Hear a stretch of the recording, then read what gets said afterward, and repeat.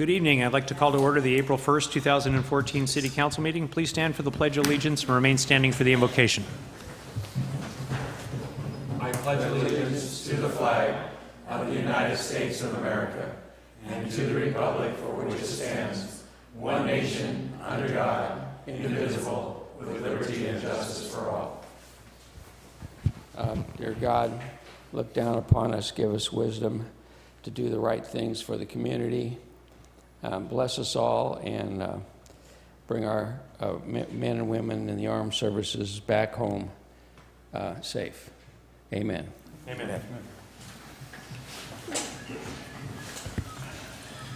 Thank you, Ralph. Okay. A roll call, Denise?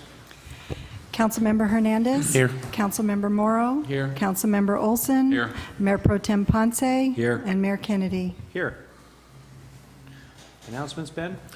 I think the only announcements I have, Mayor, is that we're going to have an update during written oral regarding the vehicle registration and noise testing, as well as a brief bit from Avalon Beautiful. The only other announcement I have is I don't see Cooper Cameron here tonight for the presentation. Okay. His first official act? Well, while we're giving him a moment to get here or remember that he needed to be here, You might think we start at 7. let me remind everybody that the DMV will be here in town April 21st through the 23rd. They will be doing driver's license identification cards and will be processing driver's tests and simple DMV renewals. The City Hall will start taking appointments this Friday. Do you have any other written communication? We do not tonight. I would like to comment on some written communication. All right. Some people in the public may have witnessed a press release done by the Catalina Islander, and I know that there's a few people in town that took exception to it. I thought it was absolutely hysterical. Those that are not informed, the city was being charged for moving the swim line in closer to the beach, adding a couple of rows of moorings, and the good news at the end of it all, the only council member that had opposition to this entire thing was Councilman Hernandez, because he was going to take swim lessons this summer in Avalon Bay. The best part of this whole thing is the Facebook activity that took place and people commenting about how stupid the city council is and how stupid Ben Harvey is, the city manager, for pushing this along until they realized that it's April 1st. Then it got silent. So, kudos to the author. I thought it was hysterical. Okay, we have a closed session this evening. Can I go ahead and do the... Yeah, you can. Let's do the proclamation now. Because I don't know how long the voice will last. A proclamation of the City of Avalon proclaiming April 2014 as DMV Donate Life California Month. Whereas organ tissue, marrow, and blood donation are life-giving acts recognized worldwide as expressions of compassion to those in need. Whereas more than 121,000 individuals nationwide and more than 21,000 in California are currently on the National Organ Transplant waiting list, and every 90 minutes, one person dies while waiting due to the shortage of donated organs. Whereas the need for donated organs is especially urgent in Hispanic and African American communities. Whereas more than 600,000 units of blood per year are needed to meet the need in California. Whereas at any time, 6,000 patients are in need of volunteer marrow donors. Whereas a single individual's donation of the heart, lungs, liver, kidneys, pancreas, and small intestines can save up to 8 lives. Donation of tissue can save and heal the lives of up to 50 others, and a single blood donation can help 3 people in need. Whereas millions of lives each year are saved and healed by donors of organs, tissues, marrow, and blood. Whereas the spirit of giving and decision to donate are not restricted by age or medical condition. Whereas 10 million Californians have signed up with the state-authorized Donate Life California Registry to ensure their wishes to be organ and tissue donors be honored. Whereas California residents can sign up with the Donate Life California Registry when applying for or renewing their driver's license or ID at the California Department of Motor Vehicles.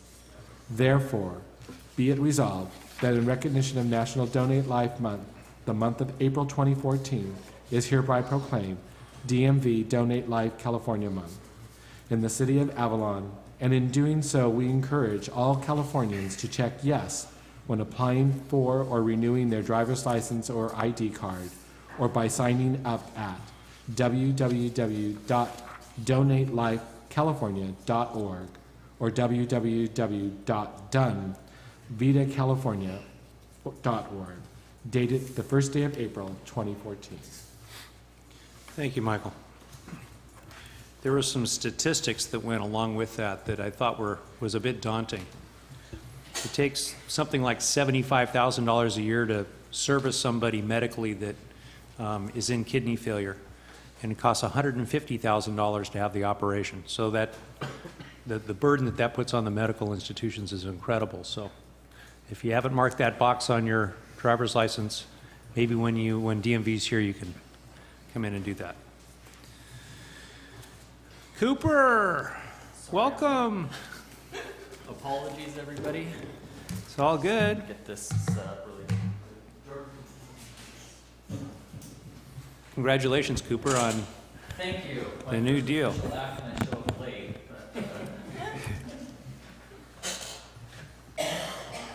What time's the 4 o'clock boat leave, right? yeah, I know. We call this Edison time. Ooh. For now. So far, so Do good. we really want to admit to that? Hey, Cooper, at least you weren't leaning on a shovel when you got here like Ben was. I don't think I ever used a shovel. It shows. It is still April 1st. I can, pull a prank or Absolutely. two, right?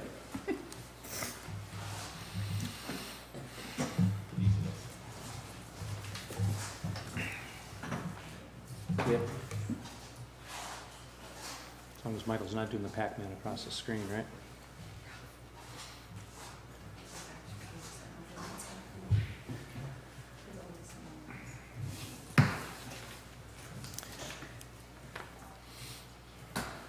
All right, while that's loading up, I'll just say good evening, Mayor and members of the City Council. My name is Cooper Cameron. A lot of you may know me. I'm the new Water and Gas Superintendent at Southern California Edison, and I'm here tonight to present you guys with our public awareness program for the gas distribution system. And it shouldn't take up very much of your time, and we'll let you guys get back to business. So safety is our priority, and Edison is responsible for the safe and reliable delivery of propane gas to homes and businesses in the city of Avalon. And presented on the following pages are some safety tips and other information that'll help ensure the safety of you, your family, homes or businesses, the environment, and the gas pipeline system that supplies propane gas to you. The propane gas is delivered via a pipeline system. The propane is stored in tanks at our Pebbly Beach facility and transported via distribution pipelines into the city of Avalon. The system is strictly regulated by state and federal agencies. The system is designed, installed, tested, operated, and maintained in accordance with strict SCE standards, standards of the pipeline industry, as well as those regulatory agencies. And it's important to note that over here, gas system failures are very rare. Edison performs routine patrols on the pipeline system, as well as performing ground and leakage inspection surveys on the entire gas distribution system. The pressure in the line is also monitored 24 hours a day and recorded to make sure that we're always maintaining that safe delivery pressure. Additionally, the pipeline has a cathodic protection system installed that helps prevent rust and minimize corrosion, which is a big threat here, especially in our marine environment. So like I said, we have a pipeline system primarily comprised of mains and services. Mains are usually in the street in front of your home or business. They may be marked with above-ground signs indicating general location of the pipeline, as well as contact information for Southern California Edison. The markers do not identify specific location, depth, or number of pipelines in the vicinity, just that there is a gas pipeline there. And services are the pipelines that run from the main to the customer, so to the meter, home, or business. Edison is responsible for everything up to the outlet of the meter. So any piping or other components beyond the outlet of the meter is the customer's responsibility to maintain. And just like on our system, customer facilities may corrode or leak and should be inspected periodically and repaired if unsafe conditions are found. This can be performed by most heating and plumbing contractors, of which we have many qualified businesses over here. And they're capable of locating, inspecting, and repairing any unsafe conditions should they be found. And it's also a good practice to periodically test your gas appliances, have them tested by a qualified technician, and put them in areas where they can be adequately ventilated.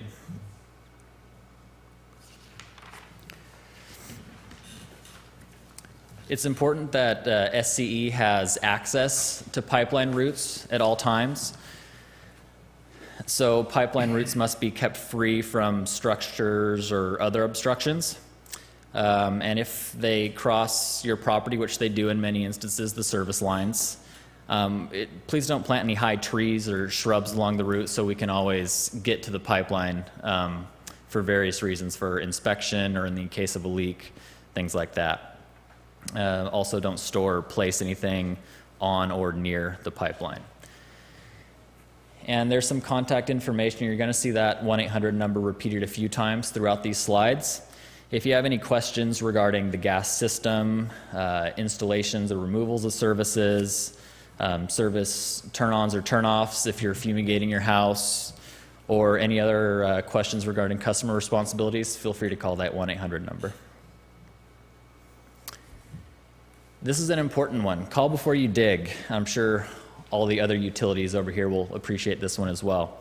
If you're planning any sort of excavation activities, digging, drilling, or anything else that could potentially damage the pipeline, it's important to call Dig Alert at least 48 hours in advance, and that'll allow SCE personnel to come out, locate, and mark all pipelines, and those notices go out to all the other utilities as well. And when you dig, if a gas line is in the area, it's important to excavate very carefully with hand tools. Any gouges, scrapes, dents, or other excavation-caused damage may contribute to a break or leak in the line in the future. Any activities like planting a tree or digging fence posts, even doing some minor gardening if you're digging down.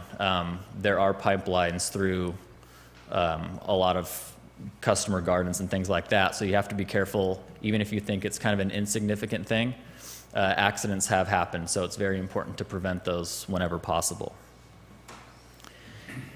And if you know of a leak or you think you may have dug into a gas line, give us a call at that 1-800 number, and we'll send an operator out to respond, inspect the pipe, and make sure no hazardous conditions exist. A couple basic ways to recognize a leak: smell, listen, and look. If you smell gas, or if you hear an unusual noise like a hissing sound, or see discoloration in your plants or grass or anything like that, it may be an indication of a gas leak. So please report that.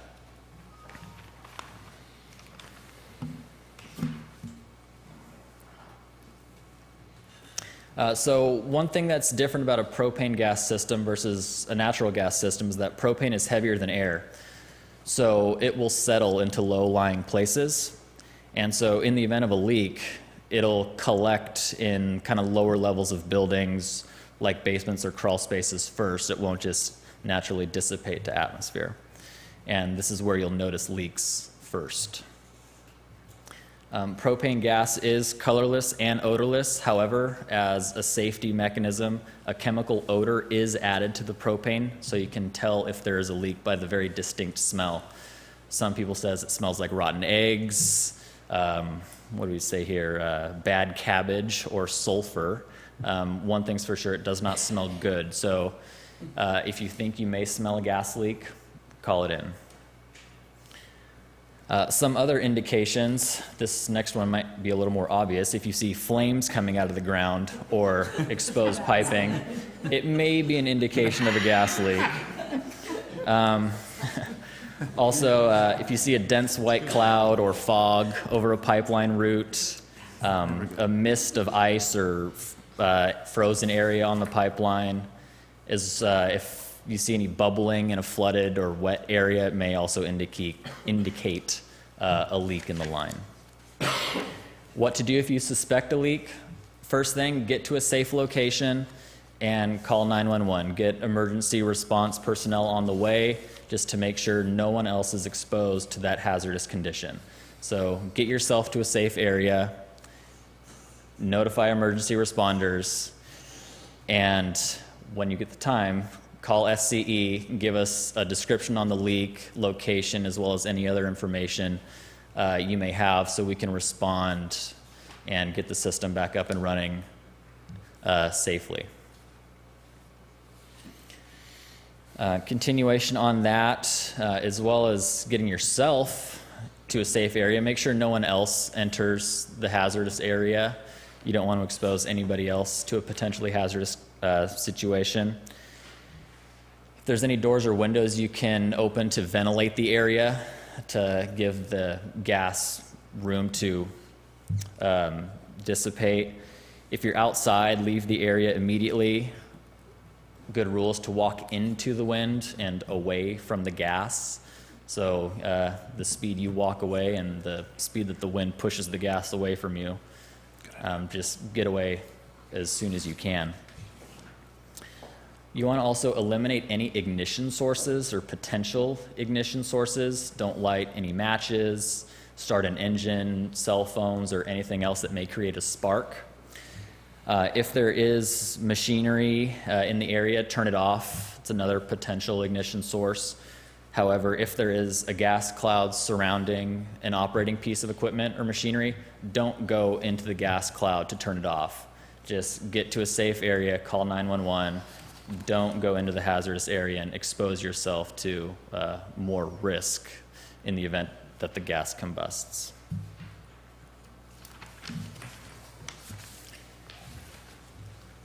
So just to reiterate my starting point, our goal is the safe and reliable delivery of propane gas to the community and city of Avalon. And if you have any questions regarding any of our services regarding gas, please feel free to give us a call. There's that 1-800 number again. And in the event of an emergency, call 911, get emergency response personnel rolling, and get to a safe area. Try to minimize your exposure to the risk as much as possible. And that's all I have. Any questions? Thank you, Cooper. Thank you very much for the time, and once again, I apologize for being late. It's all good.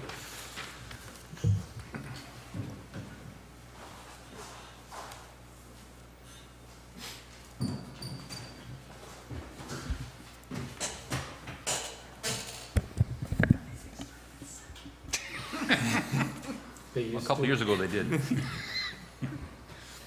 You were right, Denise.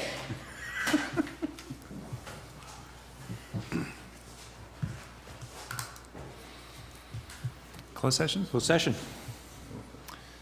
Do we need to make an announcement before we adjourn? We have a closed session item this evening. We're going to go to closed session, and then we'll come back for oral communications.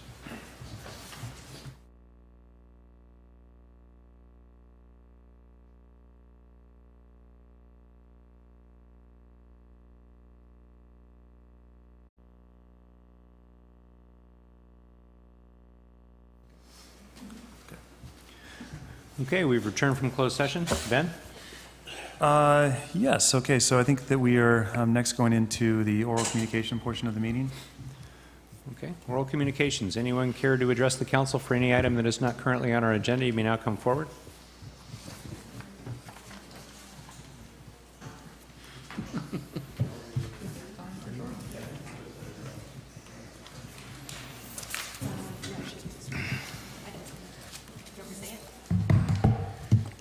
Just for the record, there was no action taken in closed session, so there's nothing to report out.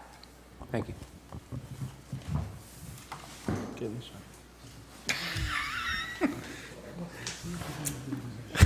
We're showing our support. Barbershop Quartet. Hi, my name is Jordan Monroe. I'm president of Avalon Beautiful, a 501c3 nonprofit that's been active most recently for the last over 40 years and for an installment before that as well.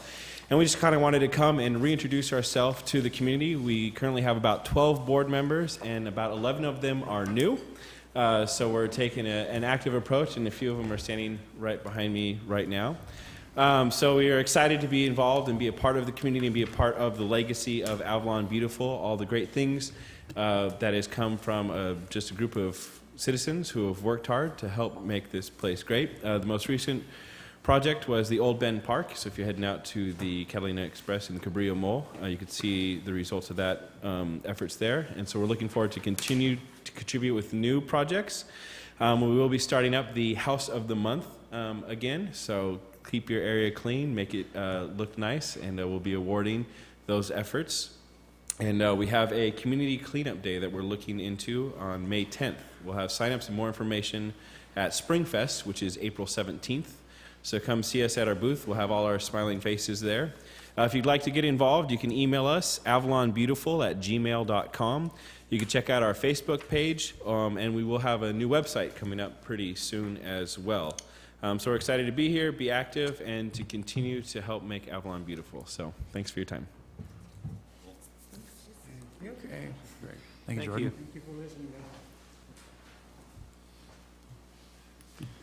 Okay, anyone else? Jordan again. Jordan's back. Used to be Jen, now it's Jordan. Jordan Monroe, Management Aide for the City of Avalon. So today, the annual vehicle registration and vehicle noise testing officially ended. So vehicles done after today will be late. We tested 1,294, or about 80% of the vehicles for noise. And of that, 160 exceeded the 74 decibel threshold, a failure rate of about 12%. The average passing level was about 71.8, excluding electric vehicles, porter, trucks, and smart cars. At that, it was about 70.6, including those. And the average failing level was about 75.9 decibels. 31%, or 49 vehicles that failed, had maintenance done and were retested, with 84% of those, about 41, passing, with an average of 72.7 decibels. So the majority of the vehicles that did not pass, that have come back for retesting, have passed. Yamaha has a failure rate of 13%, E-Z-GO has a failure rate of 19%, and Club Car has a failure rate of 18%. Only 4 other porters or other type vehicles have failed, and all those numbers are pre-retesting numbers. So those numbers, their ultimate failure rate has come down. There are approximately 74 electric vehicles, or about 5% of the vehicle residential autoet population, and 162 non-golf carts, porters, smart cars, minis, things like that, or about 10% of the population. We did remove one boombox in the registration process that was improperly or illegally installed, so that is something that we check for. However, we all know that legally installed boomboxes still can be turned up quite loud, so it's an issue we are aware of. And there still are approximately 335 vehicles that we have not seen for vehicle noise testing. We will continue testing, however, will be on a limited basis. So you're going to have to show up when we have it set up. It'll probably be once a week. We're going to work out some of those details and see how it finishes out for this week. And so for all the vehicles that did not pass, that have till September 30th to get their vehicle worked on and brought back, just check in with us, and we'll also be making announcements when those scheduled testing times and days will be. Come up and see us. When you get tested and the vehicle passes, you go in and get your city permit just like normal, with no additional fees, penalties, or fines associated with it. So don't be afraid coming up and see us. And we have no problem testing your vehicle multiple times. We've had some very active vehicle owners who have worked very hard to improve their vehicle, and some of them still haven't passed, but we are working with them to help appease that. I'll give a more detailed and fuller update after I'm able to go through all of the numbers, since we just kind of mostly finished today, probably later next month. So if anybody has any questions, comments, or concerns about vehicle noise testing or what to do about vehicles that don't pass or can't pass, feel free to get a hold of me here at City Hall, 310-510-0220, extension 231, or you can shoot me an email at jmonroe@cityofavalon.com. That's just the letter J, MONROE, at cityofavalon.com. You guys have any questions? Isn't there a $25 late fee for registration now? So vehicles that come in starting tomorrow for the first time, there is a $25 late fee, and that will be applicable whether your vehicle passes or fails. So you'll have to go through that. Yes. Thanks. Thanks, Jordan. Thanks.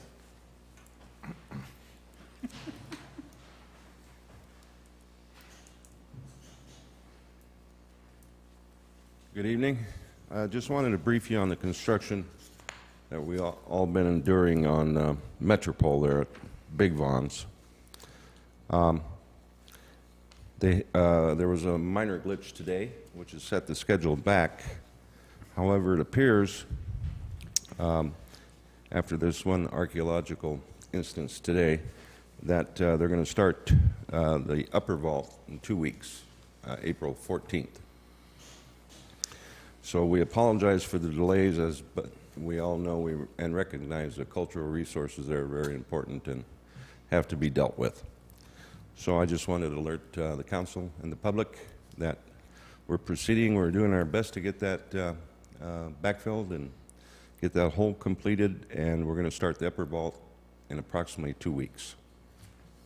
Okay, any questions? Their anticipated closure of this current vault is now what? 2 weeks. A couple days short of 2 weeks. The city has requested them to complete one area before they go to the next.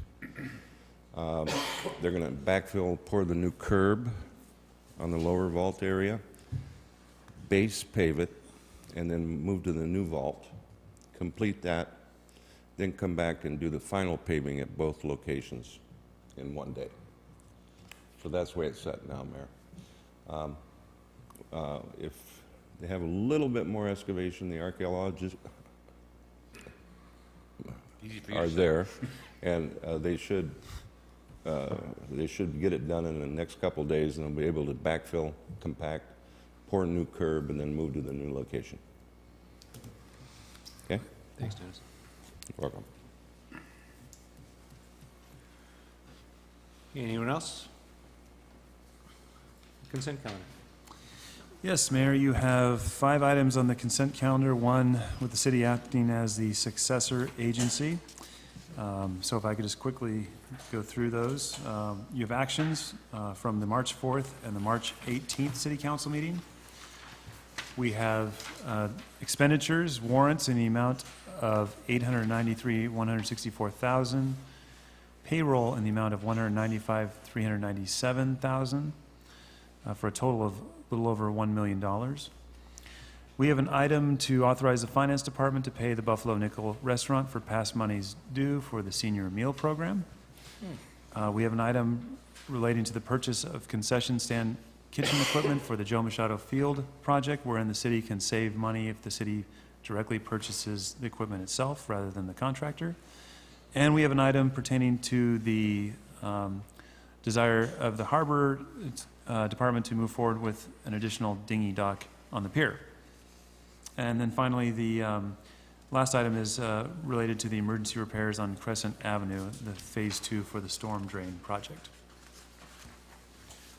Okay, there's 6 items on consent. Any member of the audience care to comment on the 6 items that are before us? I would like to ask a question on item number 3, so I don't know if it'd be appropriate to ask the question and then move for approval. How do we miss the fact that the Buffalo Nickel has gone years providing service to the community, And did they think they were doing this for free, or did we get bills and ignore them? How does that happen? Well, and that's a very good question, one that we are working to resolve. The simple answer is that the Senior Meals Program is well-intentioned and provides a valuable service, but is not managed well. And so we are aware of this situation, and so we are working with a number of community stakeholders trying to figure out the best path forward to get it under control and get it better managed. So this didn't come to our attention because the Buffalo Nickel was screaming at the finance department? This was just an oversight? That's correct. We received an invoice, and it was hey, you know, maybe we should be paid for these senior meals that we've been doling out for the last couple of years. And so, right. So we have a number of questions, and in fact, I had a discussion with John Frail about how we might figure out a way to, I think everybody recognizes, of course, this is a valuable program, and we have an interest in continuing it. Obviously, we just need to figure out a way to do it in a better managed capacity.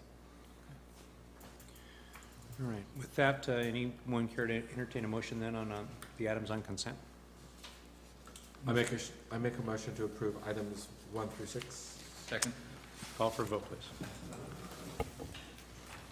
All ayes.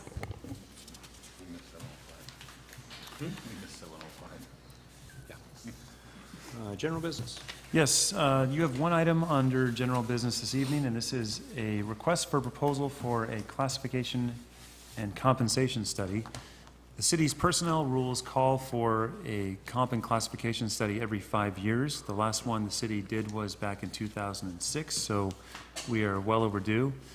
This is an opportunity for a subject matter expert to be able to be brought into the city to provide an objective look at the city's jobs and the tasks that they are assigned to do, and make determinations as to whether they are working out of classification or need to be compensated because at a different rate because regionally that type of job pays a different amount than what this particular job pays. So it's data basically that the city would have at its disposal, wherein we could work with the bargaining groups and say, okay, here's what we found, because this successful awardee would be interviewing our employees, preparing findings, and it would be an additional tool, if you will, in our toolkit that we could use to figure out how best to move forward trying to further professionalize our staff. And if we're not compensating people appropriately, or if they're working in the job classification, to make adjustments based upon what we receive. So I'm very excited about this. I think it's a terrific step for the city, and it's a good thing for the bargaining groups as well. And it's something that we have budgeted for in our budget, and we would like to proceed. And what did we budget for this? I want to say it's around $25,000. I was asked that earlier today, and that was roughly my guess. Right. So. Right. It's around that amount. Okay. Anyone in the audience care to comment on this item? Council? Gotta do it. So this will be a study, and then there'll be a public meeting for everybody to come and listen to the rationale that's used to determine all Well, the I would say that compensation and the report would certainly be public. I don't know if it necessarily is best presented in a public meeting, but it's what I would see it as is a report will be compiled, and I would work with Denise to review that, and then the associations to determine how to move forward on the findings. So in other words, you know, this particular classification is found, this is the wrong title for this job, and this person is doing the wrong type of duties, and so you should rename this job this title and pay it this title. That's the recommendation. Well, then we would then need to sit down with the bargaining group and say, here's what we heard back from our subject matter expert, and maybe we agree with some but not all of the findings. How does the association feel, and come to some type of consensus as how to best move forward. But the report would certainly be public. I just don't know if that report necessarily lends itself well to a public meeting to go through the report in its entirety. And is there a number of companies in California that do that? Yes. And are we going to focus in on a company that maybe has looked at some of those 400 cities that were wiped out by the people up in Sacramento? Yes. Taking our community improvement agency monies away? There are a number of very reputable firms in California and throughout the nation, and so we are looking to get the best, as always, the best services for the best amount of money for the city. So in the staff report, it talks about a presentation at the city council on August 5th, At the end of the study, yes. just presenting the report. Well, right, an overview, if you will. Okay. Okay. Any motion? Move staff to issue the RFP for the classification study. I'll second. Call for a vote, please. All eyes. City manager report. Yes, Mayor, I have 3 items to report out on this evening. First item, Fire Chief Steve Haves has announced his intention to retire from the City of Avalon after 25 years of service on June 30th, 2014.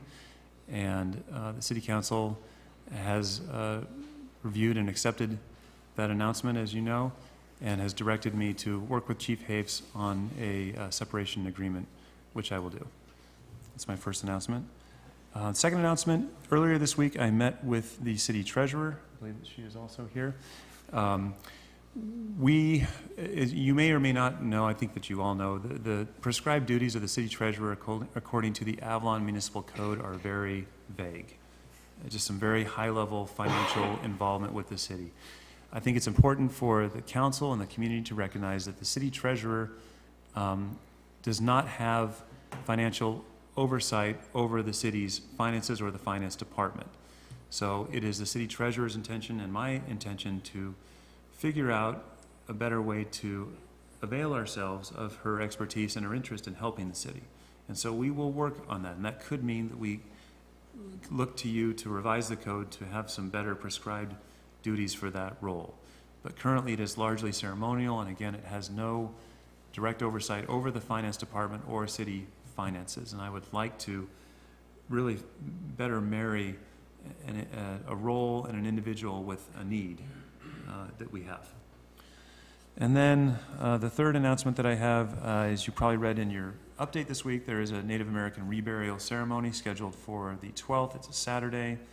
This is for the project on Lower Metropole, 8:30 a.m., and the City Council has been extended an invitation. So if any of you would like to be part of that, please let me know, and I will notify the tribal liaison that you are interested. And that's all I have. Thank you. City attorney? No report. Rich? I'm good. Michael? Just that will be attending Gateway City Council of Governments meeting tomorrow night, and then the League Revenue and Taxation Policy meeting on Thursday, and Community Services on Friday. Busy boy. Yes. That's if the boat runs tomorrow. Fully? 2 things. Don't forget next Tuesday to vote. Thank God I'm not running. The other thing is people need to remember that they're responsible for their trash containers around their houses and businesses, and if the tops are off, the nasty little blackbirds will come by and rip stuff out of the trash can, but you're responsible for that. So if you don't have lids, get lids. If you have lids, make sure the trash can's overfilled to keep those nasty little blackbirds away. Thank you. You're welcome. Ralph? Ditto, vote next Tuesday. Also, there'll be a memorial service for Terp Hall at Avalon Cemetery, 11 o'clock on Sunday. BFW will do the 21 gun salute. So all his friends should be there. Thanks. Right. So in that, we're going to adjourn this meeting in memory of Turp. We're adjourned. Great.